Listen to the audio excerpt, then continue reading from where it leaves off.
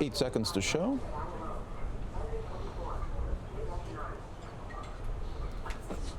And welcome everyone here to News Now. Destruction in Alabama as a deadly tornado rips through Lee County and other areas there. You're taking a look at some of the destruction. Hi everybody, Mike Pachier alongside Ron Hoon. Very moving pictures there, and so sad. It was frankly so impressive to see as these cells began to form. At one point they had 10 active different tornado warnings happening at the very same time as Sunday afternoon, Mike. Literally looked like it was going to be just a devastating day and into the nighttime hours, and sadly that is exactly what happened. Absolutely. And we have a Fox News' Jonathan Seary in Lee County, Alabama right now. And wow, look at the destruction behind you. This used to be a bar. It was indeed. In fact, in the last hour, I showed you the exterior of this bar, and now the owner was nice enough to let us take a look inside the Wild Buck Saloon, or what remains of it. Over here, you can see there are still some beers sitting on the counter, but most of the building completely destroyed. And as you pan up, you can see the sky through the roof as the heavy winds came through here. The owner was actually driving around on the property when he saw the funnel cloud approaching. He tried to move around to the opposite side of the building for cover, and that's when he started seeing things coming completely apart.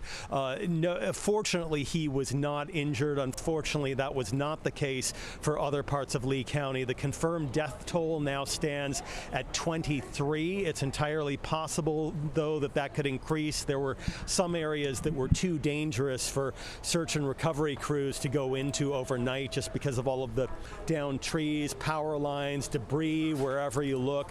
And so they had to wait until daybreak today before they could go in. We saw them going in with search and rescue dogs, so they may be finding more bodies, but hopefully more survivors. And the survivors that we spoke to share some common denominators. A lot of them say that they were hiding out in interior closets, and a lot of them say they were praying very heavily. Back to you guys.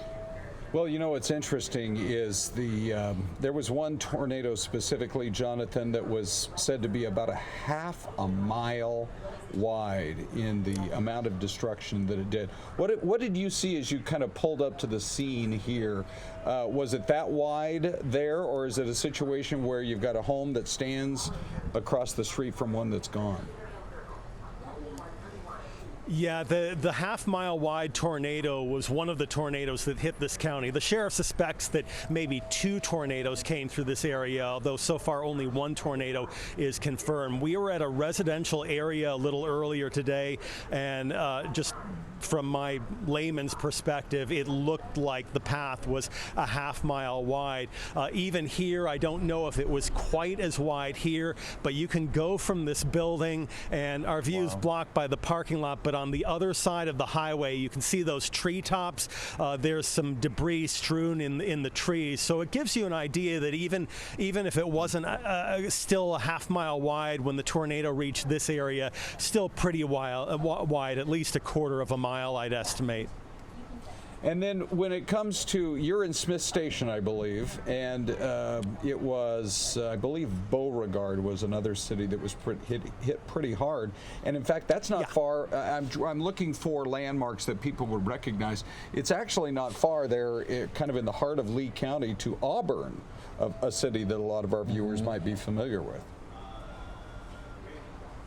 Yeah, and in fact, for people outside the state of Alabama, Auburn, because of the university, would be the most recognizable town. We don't know we haven't heard any reports of at least severe damage in Auburn, but certainly the surrounding area experiencing heavy damage. And that area where I was describing the half-mile wide damage, that was just outside the town of Beauregard, a rural area where we saw roofs ripped off of the sturdier structure, and as far as mobile homes, many of them just completely blown off their temporary foundations. And you know, Jonathan, when you spend time in a community like you're in right now, I've been to Alabama a couple of times in the last 2 or 3 years, and I learned that Southern hospitality is a real thing in these communities. Maybe you could tell us just a little bit about how neighbors are helping other neighbors, and just in terms of how people literally are coping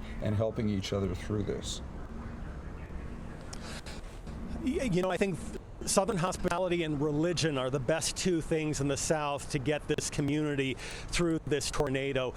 As soon as the twister moved out of the way, you heard people coming out of their closets of their destroyed homes and immediately going to check on other neighbors, pulling people out of the wreckage, neighbor helping neighbor, getting out chainsaws, cutting up trees so rescuers could come into the area.